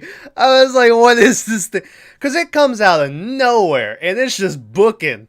And You know exactly who we are. I'm still not sure what it was, but it was something. It's like a sperm shaped like a dog. Yeah. A dog-sized shaped sperm. I don't yeah. Yeah. But it came screaming too. It wasn't quiet. It was like, Yeah. You know? And so it goes booking into like a bush. And then we get the shit I hate, which is that just happened. And instead of them being like, let's get out of here, they're like, let me stick the camera into the bush to try to film this thing. Which, I honestly, I mean, how many times do we hate it though for watching something that's supposed to be real and something's going on and they're like, we gotta get out of here. And it's like, no, keep going, you know? This is what you came for. Yeah, this is what you came for. Which, we've been there. Shit kicks off around us and it's like, this is what we came here for.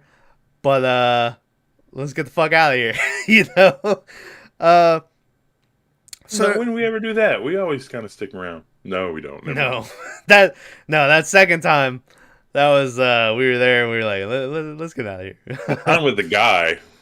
The guy was justified. Yeah. Because we would have stayed if it wasn't for that guy. I'm gonna get to that in a little bit. But yeah, the second time when it was just the light started fucking with us because we couldn't see anything beyond the light. And it just started. We had real weird vibes that second time going there. I was pretty sketched out. That's the scariest I've ever been in my life. That's also the time when a link to the description and the talking about this to the Ghost channel that probably won't be updated ever again or not for a long time, but it's got like 3 videos on there. That's also when Maverick went in there by himself, and in the video I love it because me and you were like, what the fuck is over there? And it cuts to Maverick and he's like, oh, all right, so I'm just walking around. Like, Maverick is like not even, which part of that might have just been him trying to like stay calm out there. And that was when the light pops up behind us. And I went, what the fuck is that? And you went, honk the horn, honk the horn. So, and Maverick's like, why are they honking? Yeah. Yeah, he's like, why are they honking? And he's like, I hope it's no one coming up. That would suck. I think that's a different time. I think that time is with the guy coming. No, because when the guy comes, we take off. The second time is when, because we were there, the first time we were chilling. Me and Maverick are dancing in the thing and stuff, and then the light came on and it's a motion sensor and that tripped us out. And then right as everything started moving around us is right when the guy pulled up, and that's when we took off. The second time is when we were like, let's get out of here. And Maverick was calling us bitches, and so we sent him in there by himself. And then the car was coming that we didn't know was a car. We just saw a light in the back, and then we took off. That was also when we saw that light by the like grave or whatever. What time was it when all 3 of us were there and the light kicked on and you couldn't see through the darkness, like anything? That was the second time. Okay. Second time was when we were like, we started really focusing on like, we can't see anything out there, but everything can see us because we're just lit up right now. Yeah, and like you look left and right, and all you saw was darkness. We're in the woods, and you couldn't even see the trees. All you saw was nothing. Yeah. And that was, like I said, scariest I've ever been in a while. That second time was the most uneasy I've ever felt. First time, like I said, we were chilling. And that second time, I don't know what it was, but I swear it felt completely different going back there. But yeah. But anyway, maybe one day... Open the door. Yeah. Yeah, that was back when the Volvo, and I had to, like, physically, you know...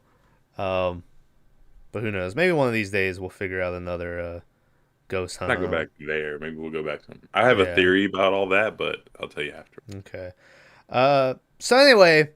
Like I said, they're looking around for this thing that just ran in the woods.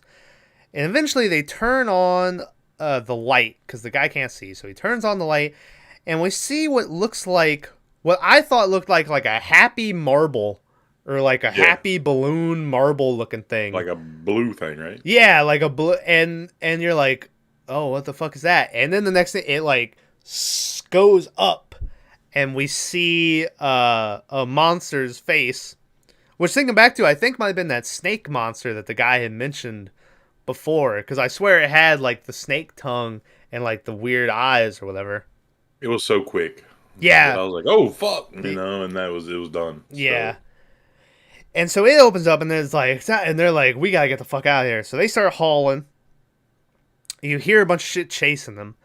They get all the way to the truck, but before they get in the truck, the cameraman's like, "Wait, I want to see him," you know. So he goes back and starts filming with the light on through the door, but you don't see anything. You just hear everything. And Decker's like, "We gotta get the fuck out of here." And so the guy's like, "Fine, fine." So they get in, they turn on the car, the light comes up, and standing in front of them is none other than Vance himself, which, like I said earlier, in the drawing, it looks like he's just wearing a sack. When you see him in real life, his whole like top of the body is like this pumpkin. yeah, it's like a poncho or whatever. Yeah, and they see him, and they're like, "All right, just go around them." And they try to, but Vance steps in front of them, and you're like, "Oh shit, Vance is Vance is stepping up." And then Vance throws off his pumpkin sack. And it's the most disappointing part of the movie. Yeah, and he has like spider legs or something. I don't know. What were they? I don't. That was the most disappointed I was the whole movie too. I was like, "Oh, he's throwing it off!" Oh, like I don't know. It looked like shit, whatever that was. And so he goes and he like climbs on top of the car. Another big ass arm comes in and grabs Decker and like has him. And they're like yelling. They're like, "We gotta get out of here." And eventually the guy manages to hit the gas enough to where Vance rolls over and goes and lands on his feet, and they get away from the monsters. That's what I was gonna say. I know that type of fear because, like I said, when that guy was pulling up and we were convinced he was coming there to like try to murder us or something, and we were trying to get out of there. Which I can't explain. Like I said, link in the description. It's the first Old Sheldon video that this happens, where at the very end of it, I don't know, like, there's stuff moving all around us, like at the same time in like 4 different places, and we were like, "What the fuck is that?" And then this guy pulls up, and we're like, "We gotta get the fuck out of here." And it was something. So they get back to Decker's house, and they're like, "Listen, we went to Boston. They said they don't know who the fuck you are. You're lying to us." And the guy was like, "I'm a private detective for the Boston PD, dumb shit." He's like, "There's a reason they've never heard of me, you know?" And he's kind of still making excuses and stuff. And so Decker's like, "You fucking blew it. You let them know that we know they're there. Now they're going to move up and they're going to pack up, and I'm going to lose him. And this is my last chance. And I swear I'm not going to lose him. I'll dig it out and shit." And he keeps saying that. So at this point, you're pretty convinced that like this guy's kid is living down there as one of these monsters. But he never says who. But he never says who. And so he's like, "You guys get the fuck out of here. I'm going to go do my own shit." And Adam's like, "No, we've come this far. I'm going to go with you. We're going to do this together." And so Decker's like, "All right, fine. Meet me back here at sunrise." And they're like, "All right, sunrise." And he's like, "Get the fuck out of here. Meet me back at sunrise." And they're like, "Okay." So they leave. Sunrise comes. They're at Decker's house. They're knocking on the door. He's not answering. Decker's neighbor is pulling out of her driveway, and Adam runs up to her car and is like, "Hey," and he's knocking on the window. And he goes, "I'm trying to get into your neighbor's house. Do you know where he is?" And she says that no one has lived there for a year. And so he's like, "Okay." She said a month, but yeah. Yeah. Maybe a year. I don't remember. I think it was a year. And so Adam's like, "Well, she says no one's been living here. But really, I think that means that no one's supposed to be living here." So it's like Decker is living in this place that, like, you know, isn't really his. He's just here. So they go up to the door again, and this time they try the handle, and the door is just unlocked. So they walk in, and all of Decker's shit is gone. I haven't really described it throughout this, but around this guy's whole house is like these maps of pinpoints of where places are, drawings of all the different species of monsters, all the shit, and it's all gone. The whole place is like completely cleaned up and tore down. It has furniture, but none of the like personal shit's there. Yeah, yeah. And so they're like, motherfucker, he just ran out on us, you know? And so then they go over and they see the door, the chain is off the door to the storage closet that they hadn't mentioned since they had first brought it up. They hadn't mentioned that storage closet once since the beginning of this movie. And so they open up the door and they go in. And when they go in, we see a whole bunch of chains. We see newspaper on the ground with like shit on the newspaper. And so clearly he was keeping something down here. Now Tyler said that he thinks he was keeping the wife down here, which is a very good possibility. There's possibility.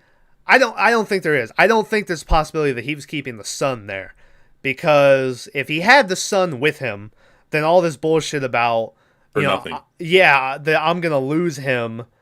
I'll see him again or something. Like, Yeah. Like that wouldn't be if he had his son in there with him. So you never find out what was in this room, and there's not a part, but I don't know. You kind of wonder if just like nothing, because there's so many unanswered questions about Decker. You kind of wonder if just nothing was in that room. And like he just it was just him shitting on paper. Just him shitting on newspaper to make the I don't know, but you never learn what was in this room. And so they leave the house because nothing's there, and they go to where the Marrow is, and the whole fucking thing is closed up, just completely packed with dirt. And that's the end of their whole adventure with the Marrow. Like they have no other leads. We cut to Adam, and it's been a month now, and he has a little beard to show that time has you got to show time's passed. Yeah. And he's sitting there, and he says that it's been a month. They kept calling Decker, and he would never answer. And then about 2 weeks ago, it went to one of those this phone has been disconnected kind of things. And then he goes, yesterday, the missing camera that we had showed up at my house. And delivered. And he goes, and on it, and he freezes up, and he can't say what's on it. So then we cut to the real found footage bits, and you're like, ooh, and every found footage movie always has like the ending where you're like, all right, what's gonna, fucking, oh man, we were talking about found footage movies. The one we forgot to mention, fucking Megan is Missing. Where for some reason that podcast has done really well, and we shit all over that movie that whole time. So, but yeah, and the Megan is Missing ending is kind of reminded me of it, where like you get the real like disturbing ending. But yeah, so we cut to the video, and it's someone filming, and they drop down into the Marrow, it looks like, or the hole. And it walks forward, and you don't see anything. And then eventually it turns, and there's a cage with someone in it. And this whole time, I think you're supposed to believe that this is Decker who's filming. But the person who is in the cage, naked, when it turns around, turns out it's Decker in the cage. And the thing filming keeps shaking the cage. And Decker is basically forced to say, I was foolish. Monsters aren't real. The Marrow isn't real. No one come look for me. All this shit. And first off, I was like, this is not very convincing footage. Like, clearly, something is forcing you to say this. Which, to be fair, I know that this tape is just meant to go to Adam. And so it's just meant to be a warning to him. But I was like, clearly there's a monster here shaking your cage. But yeah, and he's like, don't come looking for me. Monsters aren't real. All this shit. And also when he says that, you know, he's like, my name is William Decker. And so that's what I mean by, and this is the last time we see Decker. That's the end of his story. So the moment he's in that cage, he still says that he's William Decker. Maybe he is. Maybe who the fuck knows who this guy is? You know? Yeah, but this just a name. Like, Yeah. you don't know. It's like Boston, and the Boston people didn't know anything about him. But, Yeah. you know, who knows where he really originally like showed up, or you know, like Yeah. he could have been like a newspaper salesman or something, right? You just don't Yeah. And so then the tape cuts, and we start up the tape again, and we are outside of Adam's house. And the thing just kind of fucking muscles its way into the door. I don't think the door was unlocked. I think the thing just fucking broke off the lock and went in. We don't ever see what this monster is. We see its shadow at one point, but the whole time we hear its big ass heavy footsteps. And we hear it breathing and shit. Just, Yeah, kind of like me doing video on my cam. Let me tell you, all I can think about. There's a video, Tyler. We used to work third shift at a grocery store, and Tyler was all by himself, and he started talking about he could hear shit going on, and so he went to film it. In the video he sent me, he's like, "All right, I'm going." Like, just and all I could think about. So I'm glad you said it, because that's all I could think. We did one recently. Yeah. It happens. I remember, when we first started, I had to get, when I was using the headphones a lot, I had to control my breathing because I would listen to recordings. And I was just like, so anyway, the thing's filming, and it goes into Adam's bedroom, and it films his wife's ass for a second. Make sure that they get a close up of the wife's ass. Yeah, every time they showed her, she was in her underwear, Yeah. or like looking super hot, which is cool. She's a beautiful woman. Yeah. You know, I'm and this probably is gonna real look white, up PG so it's not porn. like he got. Yeah, PG porn. Well, fuck, it wasn't High Poon. Yeah, Hypoon. Yeah. But like, you know, I don't know. So then it films the wife, and then it goes around the bed, and as it goes around, this is when I say you see the shadow of like the light coming through the window, and you see the shadow of this thing, and it puts the camera down on the nightstand, and goes to start to caress like Adam's cheek, and you see its hand like all weird and shit, and then it pulls back, and then the next thing you know, it just fucking like Yeah. I think it says something, but it just sounded incoherent to me. It was just a scream, and Adam like wakes up, and I like shit myself. I was like, oh goddamn, and it cuts to black, and that's the end of the movie. And I was like, all right. At the end of the movie, I did go to the end of the credits, see if there's anything. There isn't anything, but at the end, you do hear like a growl type thing, you know. But that's it for this one. Where was the dog? That's what I wanted to know. Did they have a dog? I don't remember. There's a scene where he has the dog and he's like playing with it in front of the camera, and the wife walks in her underwear and like a button-up shirt. Yeah. So like I kept waiting for the dog to come out and for him to, like, the monster to be like, you know, like, folded like a napkin. But yeah. So this is well, I couldn't find a budget for this movie. To be fair, I didn't look very hard, but I did find a box office for its couple theaters. Made $10,969. So that's pretty cool. I don't know. Like, a lot of these movies we watch, like the lower budget ones, they all seem to have a box office take of 10 grand. You notice that? Yeah. There's almost always 10 grand. 10 grand, it's a little bit of change. Yeah. So I'm just always like, Yeah. There's something about that number. I'm just not part of the industry to where I know why, you know? Yeah. You know, and I don't know how much money. Like I said, the guy in the movie talks about how this is like a side project. This is just kind of a passion project. And I believe that with like the actual movie.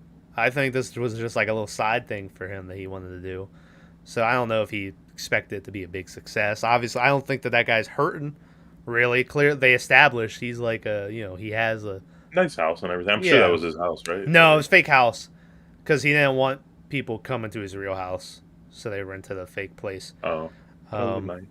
Also, I did see that this movie took 5 years to make. So Adam's wife, who appears as herself, like we said, they were married and divorced by the time this movie ended. So by the time they finished rapping, they had already divorced. So I just looked at her thing, and they're still married. no, they're divorced as fuck. The two people, you talking about the main guy and the lady, right? Yeah. I just looked it up. No, you're wrong.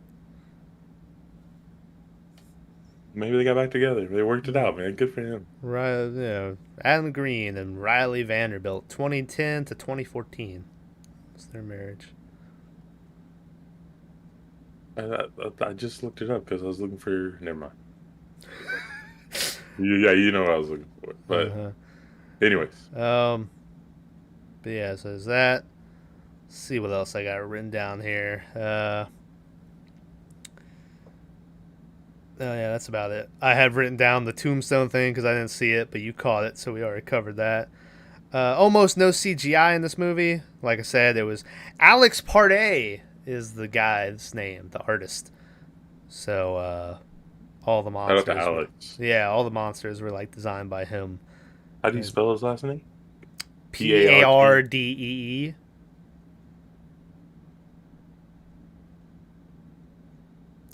But he calls his things brightmares instead of nightmares. Now I don't like him. He's one of these guys.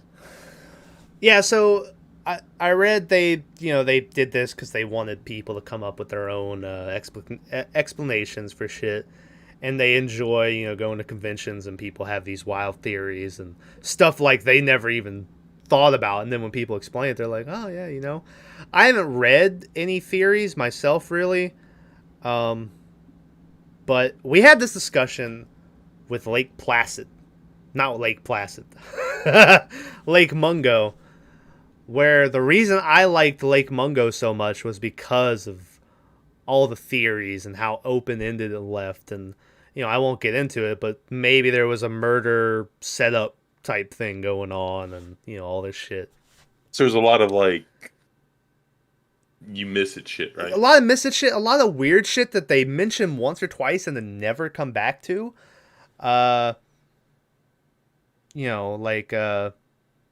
This is, but the brother in that movie and him just being, they randomly mentioned that he turns up with bruises on his neck, a week after that girl's accident or something, and it looks like, and they never mention that again, and it's this whole weird thing. But me and you had a discussion on that podcast, I remember, where you had asked me that you weren't sure if you felt that movie had enough stuff that it put in the movie where you could make your own assumptions based on information they gave you. And I thought that movie did, and I don't think you did. This movie, I feel I don't feel like it gave me any information really that I could. It just put something out there and never elaborated on it, and didn't follow through with it. Now, like I said, I gave this movie a 7. I liked the movie, but there's some stuff I wish they kind of would have added. I think the ending was kind of bad. So, there's that. But, yeah, I don't know. There's a point in this movie where less is more. And after the forest scene where they're running to get away and the Vance takes off his hat or whatever you want to call it. Yeah. I was like, they don't need to show anything else. I would really like it if at the end they just showed, instead of doing it their way, I know why they did it their way, because they're like, hey, give him back his camera, whatever, and it's going to be a threat, it's kind of like, the old horse head in the stay the thing. fuck away, yeah. Yeah. And I think it would have been 10 times better if they had this snake man, whoever it was, if that blue thing was a snake man, which I don't think, I think he would have mentioned it being blue. Yeah. if it was. Yeah, that would have been the first thing I saw if I was a kid. Like, this motherfucker's blue. Like, yeah. But like have him in like a trench coat and a hat, like sitting on a corner, like standing looking at the guy and just like shaking his head no or Yeah. something. You know what I'm saying? Like, and then you'd be like, okay, conspiracy, blah blah blah. Maybe that park ranger's in on it, blah blah blah. Yeah. But I have no questions about this movie. Like, Yeah. I don't know if there's a because he's talking about there being a city down there. I saw a fucking dirt tunnel. With a Yeah, cage in and it. they never.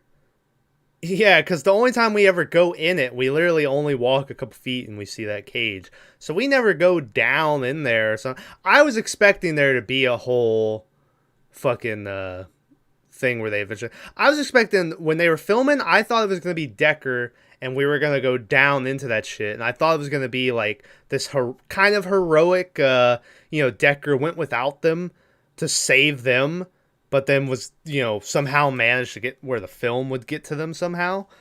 But then it ends up being that motherfucker just got. And so It looked like it wasn't even like hard to get him. That makes sense. Like, the guy's a cop, everything else. The extreme lack of guns in this movie is apparent. mm-hmm. But this makes is you a wonder- California movie, So. Yeah, it makes you wonder if his kid is down there. Like he never says how old the kid would be, but I imagine the kid would probably be a good based on how old he looked. But it's weird that the kid wouldn't be like helping him out, The weird thing is like, I think they are punishing him for bringing the others. Yeah. It is weird that the kid never makes an appearance, and Yep. you have no. Maybe that was They the don't kid tell at the you- end filming. That's the weird thing. Vance is like red, right? Yeah. I'm colorblind, so this whole thing's weird. Vance is like red, and the arm that grabs Decker is Yeah. like this green arm that's Yeah. like kind of reptilian looking, Uh-huh. and that's the same hand at the end. Yeah. So maybe that's the son. Maybe. Is the green arm? We don't have a name. So it's just weird because he's like, yeah, they come out all the time. Yeah, but They're then just- it also begs the question that then if that is his son, how the fuck did his son wind up down there? Was it his decision? Does the government just show up and say, hey, that kid's got to go down in this fucking hole? Like, how does that situation come? And it's- clearly the guy has some type of guilt because he keeps saying, this is my last chance and, to leave. So maybe that is like a, and where does the wife come into all this? Was she a monster? Was she maybe like when the kid came out and did she maybe just like peace out? Did she die in childbirth maybe? Because maybe this thing's a fucking giant. Like, I don't know. I just thought this was taking the route of like people are the true monsters, Yeah. type thing. But no, these monsters just straight up attack these people. Yeah. So I mean, you can argue that they were like close to their hole or whatever, but then that's like turning these people with Abnormalities. Yeah, that's where I was. I didn't go me. But like into these monsters who are like pretty much beasts that like don't go near the bear's den, because they'll attack you. Yeah. So I feel like how I try to look for like a deeper meaning in like pretty much all these movies, and a lot of times there's not one. Yeah. I feel this one's like the opposite, where they think they did like a deeper meaning, but literally there is none. Yeah. So I don't know.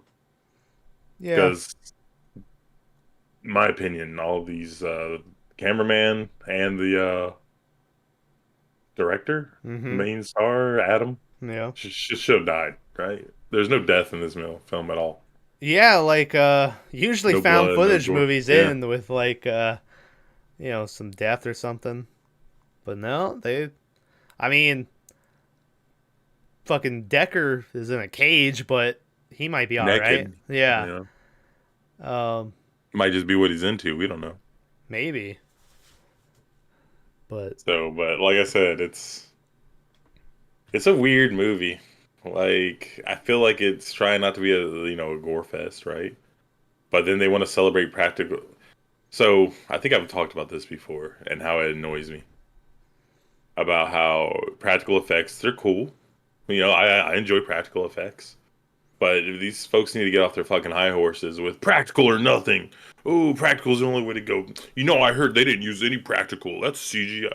And I'm like, guys, if it's done well, you shouldn't really, notice any of it, you know? But, like, when you told me it's all practical, I was like, well, that's probably why it's bad. It's probably why the fucking dog turd came running at him throughout the hole, right? Wow. Like, you can't tell me that thing looked good.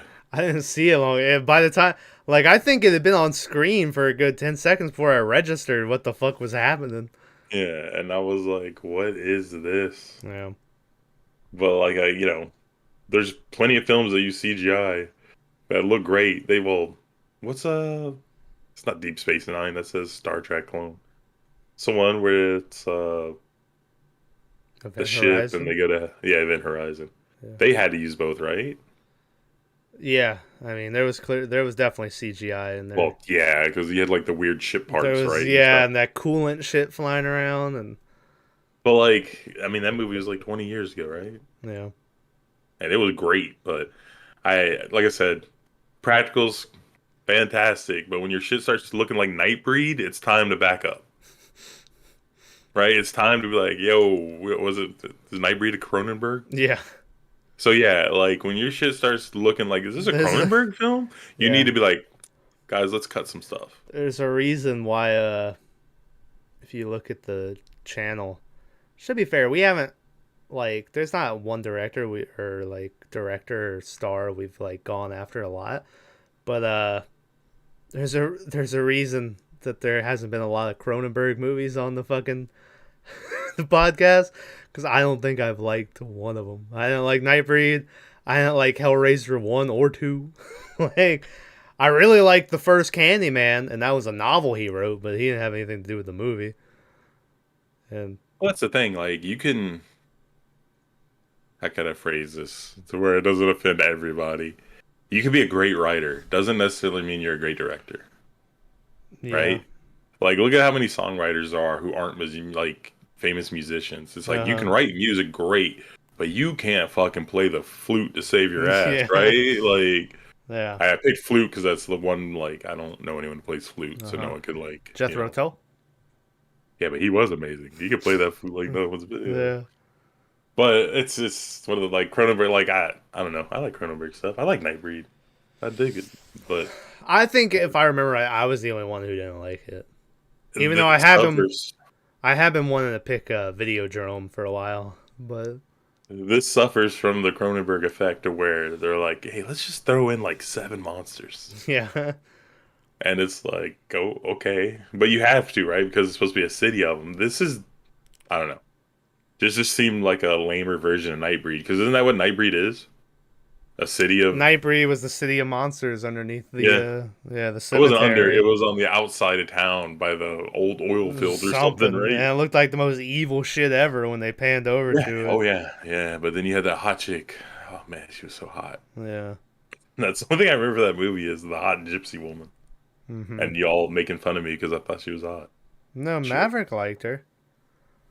Remember, because I think you even asked, did you guys think she was hot? Maverick went, yes. Like, he was very fast Next about question, Yeah. And that was the lucky go fucky. Well, like I said, would I ever watch this movie again? No. Mm-hmm. Even now, knowing that there's more like hidden stuff, Yeah. I'm good. Yeah. I mean, and if I did, I would skip the first 45 minutes of it. Yeah. And I feel like you never got that twist ending or surprise. Like, it ended so badly. Yeah. They've talked about, like... I just realized something. Okay. So this guy's a nut, right? Dexter? Maybe. Decker. And he's trying to give his story to all these directors so they'll make it a movie, right? So what if he did stage the whole thing? Yeah, he could have. Like, the video at the end is just him and some guy with an orange, green glove or whatever. And, like, it's all just supposed to be a movie, and you're supposed to feel like you've been suckered. Yeah. So maybe this is the one where the guy's crazy, and you're Could like, be. he's probably right, and... Yeah. You know what I'm saying? Like, Yeah. I don't know. Maybe there's a couple more layers to this, but Yeah. I don't think it's supposed to be layers. I But don't you know know. what I mean? Like, Yeah. we're like, those are monsters. We saw them, and it's like, Uh-huh. yeah, we're just being fooled. I read that they said that they had like what the sequel would be in mind, but they don't know if they'll ever make it. But if they do, they've already like they know what they'll do if they make it, but they don't know if they ever will. So They did it found, I'm not really waiting on a sequel, but you know, well, they did a found footage, so the next cliche movie they can make would be a prequel. yeah, Has to be right. Like, maybe. so, Marrow is the stuff inside bones. Yeah, So I have no clue why this fucking thing was called Morrow. I But I don't feel know. like if you asked it or you asked the director, he'd be like, "Because I fucking called it Morrow, right?" Yeah, He just like literally put it in the movie. Yeah. yeah. So Anyway. I was like, All right. Well, thanks for joining us. Listen to us talking about digging up the marrow. Next week, it probably will be Cape Fear. If Maverick's not back, I'm gonna force Tyler to watch Cape Fear with me, and we're gonna would have do watched it this week. I didn't realize you. Yeah, but I was like, I picked it because Maverick's never seen it.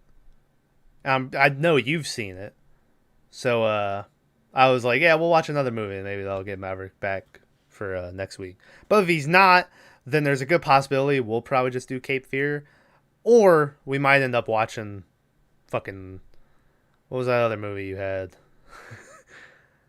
Something Summer? I I don't know. We don't know. talked too There's much in that Discord. one where it's the Asian lady. The Asian lady that everyone loves. Yeah, There's the one with the dolls. Dead Silence. That was the one. Yeah, What was and the other one though? I don't know. I'm looking. I'm interested in that X movie just because I mean it's a movie about a fucking porn shoot that goes wrong and they start dying and shit. And I've seen good reviews, but I don't know when that'll ever be. It's just in theaters right now.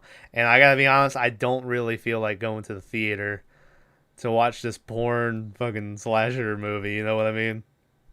So The other one's also called Just Before Dawn. okay. Also, I gotta Okay. tell you, the trailer for those X movies, it plays every time I click on a YouTube. And there's one character that every time I see the trailer, they just kill him in the trailer. And I'm like, well, going in, I know this guy's fucking dead. Like, it's just every time I see it. So, which I hate that when movies do that. You know, I don't buy much, like, I don't want to say movie paraphernalia, whatever you want to call it, collectabilia, whatever it is. Yeah. But man, A24 has like the coolest fucking shop Yeah. to where I want to buy everything I see. Yeah. Even shit from movies I don't like Green Knight and stuff. I mean, I actually really like Green Knight. I but never I'm watched sure, it.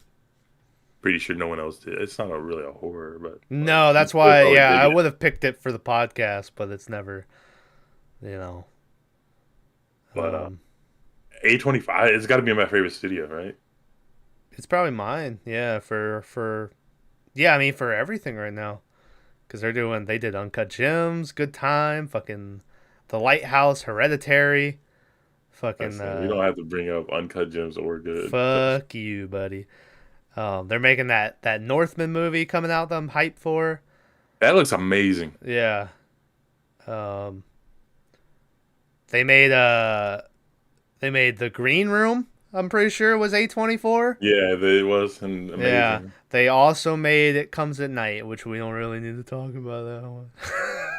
Which one is that? That was the one with the disease that was awful odd that we watched it like peak COVID, and like the right. disease would kill people, and the family came with the other family. Oh, that was a good one. Why didn't We hated that one. What are you talking about? I don't remember why though.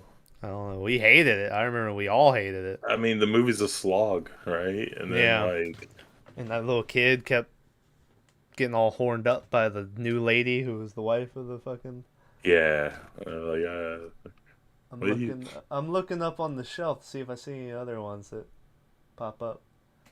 I don't see any. But yeah, it's good.